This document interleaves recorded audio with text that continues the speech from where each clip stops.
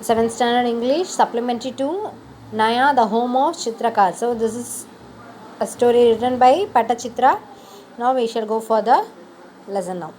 Naya is a quaint little village in West Bengal's Midnapur district. However, it is not an ordinary village. So it is not an ordinary village because why we will see now. Around 250 Patuas or Chitrakars or artists live here. So Patrukas or Chitrakars are nothing but artists. These folk artists are painters, lyricists, singers, and performers all rolled into one. They practice an ancient folk art called Patachitra. So Patachitra is nothing but here you can see like these drawings are called Patachitra. This is a type of storytelling used painted scrolls. The scrolls have stories painted on them and the artist sing the story as they unroll the scroll. This art has been practiced since 13th century. Traditionally, such storytellers took their painted scrolls from village to village. In every village, they unrolled the scrolls frame by frame and sang Patter Gang or the story song.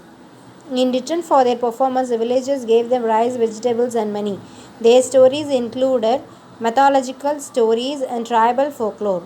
Nowadays, the artists sing a social message and contemporary events as well. Over time, however, people lost interest in this art form and there were few artists and fewer listeners. To keep their art alive in the modern world, the Patuas adapted their skills and themes to the times. An innovative step they took to do this was to establish a Patachitra village at Naya. Slowly, the efforts to revive their artist heritage starting paying off. Today, the Patachitra art is flourishing again in the village with village youngsters taking up the traditional art form as a passion and profession. The traditional pata was painted on a canvas made of jute fiber. Now it is made by stitching together sheets of commercial poster paper. The colors come from plants such as marigold, indigo, teak leaves, saffron, and turmeric. They also use lamp black. The colors were mixed in coconut shell and with the sap of the bell tree. So, sap of the bell tree is nothing but wood apple, which acts as a glue. After finishing, a thin cotton cloth, is glued to the back of the painted so that it will last long. Next, the completed scrolls are dried in the sun before they are stored in rolled up bundles. Today, the Patuas make rectangular and square shaped paintings of different sizes. Social messages like conservation of trees, female infanticide, child trafficking, and AIDS awareness figure in their drawing. Figures in their paintings. They also paint images of traditional subjects such as a cat eating, a lobster or fish, tigers, a rows of cows, or white owls. Batuas today do not make too many long story scrolls. A few of them still sing their self composed songs but only on demand. Patachitra or traditional was traditionally passed down from father to son. But today, many Patua women have also taken up the craft. Under an initiative, Art for Livelihood, some of these women were leading local development. So, in the figures and all, you can see some pictures which tells us some stories.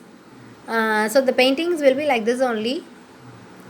So, like this paintings, they will draw or they will paint and tell the story by showing these as a screen. Okay.